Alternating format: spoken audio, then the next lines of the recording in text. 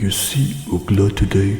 Oh, that big juicy hips. Me brain go dumb, just look. The one with photos like two big rocks? Yes, that shape. Good for babies. Strong, healthy. What about Nona? She got those symmetrical bones. Cheekbones. Symmetrical? What is symmetrical? Me don't know. Shaman say it. I just like her face to be in my face. Okay? Whatever. Ugla's hips superior. You're weird. That cold attraction. Evolution do that. Evolution weird. Evolution confusing. And honestly, evolution is confusing, because here we are, thousands of years later, still acting like horny dumb cavemen, fighting over who's hot and who's not. Except now we have upgraded from good hips for birthing to arguing about whether that ass is prime spanking material. Nice upgrade, by the way. We've got Instagram filters, beauty gurus, a 500 billion global beauty industry, and entire apps dedicated to rating people's face like they are Airbnb listings. Question is, why? Why do we care so much about beauty standards? And more importantly, who decided that a thigh gap was a personality trait? What a freak. Let's go back to stupid hairy Bonk and Bunga, because believe it or not, those hairy weirdos are actually the key to understanding this whole mess. You see, beauty standards aren't just some modern invention created by makeup companies to sell us overpriced face creams. They are hardwired into our brains, carved in by millions of years of evolution screaming at us. Reproduce,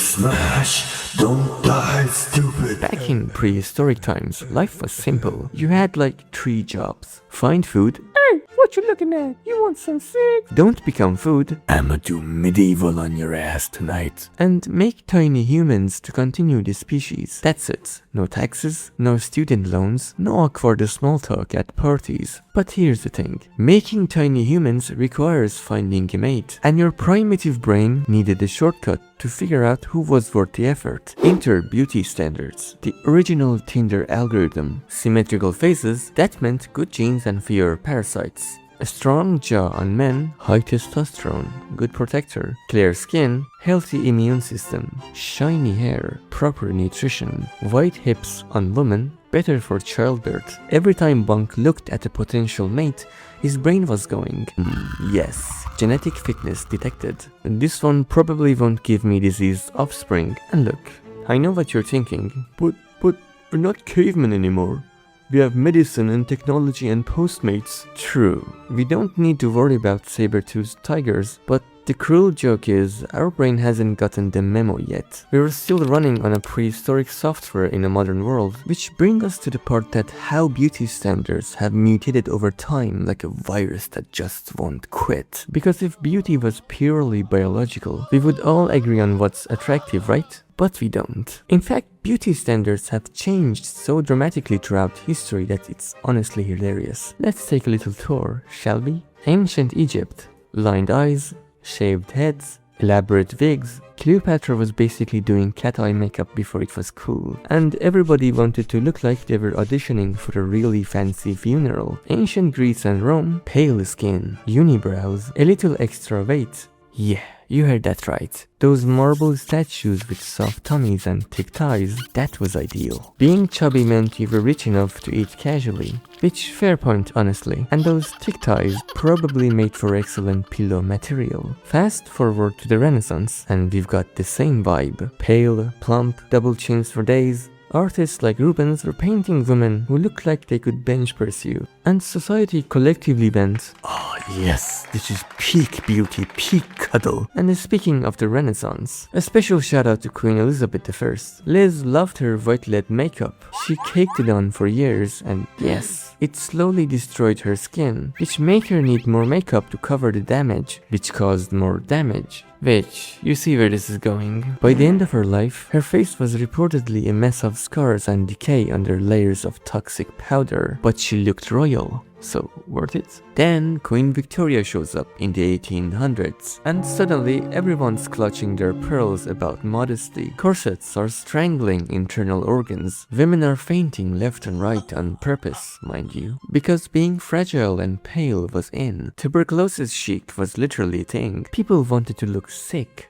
Sick. Make it make sense. I'm still waiting. The 1920s flipped the script again with a flapper look. Flat chests, boyish figures, short hair. Then the 1950s said, nah, bring back the curves. And we got Marilyn Monroe and the hourglass figure. The 60s wanted tweaky thin models. The 90s gave us heroin chic, which is exactly as depressing as it sounds. The 2000s wanted flat stomachs and low-rise jeans that could double as a belt. And now we want big butts. A small waist, thick thighs, full lips, big eyes, perfect skin, and we're supposed to achieve it all naturally. To think of it, beauty standards are like fashion trends designed by a drunk historian with commitment issues. So, if it's not purely biological, what's going on? Why do beauty standards change faster than iPhone models? Two words: culture and power. Remember how pale skin used to be the ultimate flex? For about 2000 years, pale meant you didn't have to work outside in the fields. You were wealthy. Then, in the 1920s, it flipped. Why?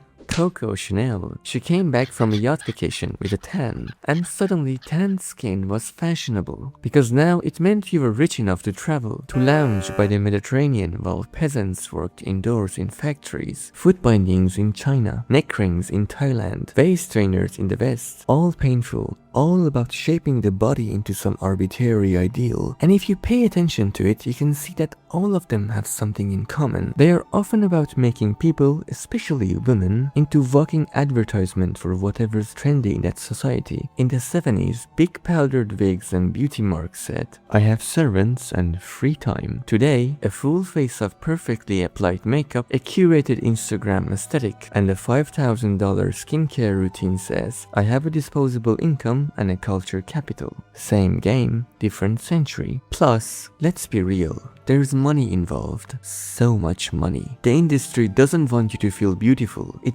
wants you to feel almost beautiful. So you keep buying products forever, chasing an impossible standard. Oh, you've got pores? That's horrible. Here's a $60 serum. Your eyelashes aren't long enough? Oh, tragic. Here's some mascara that costs more than your lunch. You're aging like a normal human being? Unacceptable. Here's a cream made from snail mucus and the hopes and dreams of your credit card. And we got social media, which is basically beauty standards injected directly into your brain 24/7. Comparison culture that makes you feel like you're failing at being human. At this point, you might have understood that these standards we're chasing online aren't even real. They are digitally altered, carefully angled illusions. But even though we know they are arbitrary, even though we know they are culturally constructed, they still affect us. We want to belong, we want to be valued. And society has spent millennia teaching us that beauty equals worth. Every generation swears they've finally figured out what beautiful means, and every generation gets its own embarrassing before and after 20 years later. The standard was never real. It was just Bunk and Bunga squinting at the bushes, except now the bushes are Instagram. And maybe,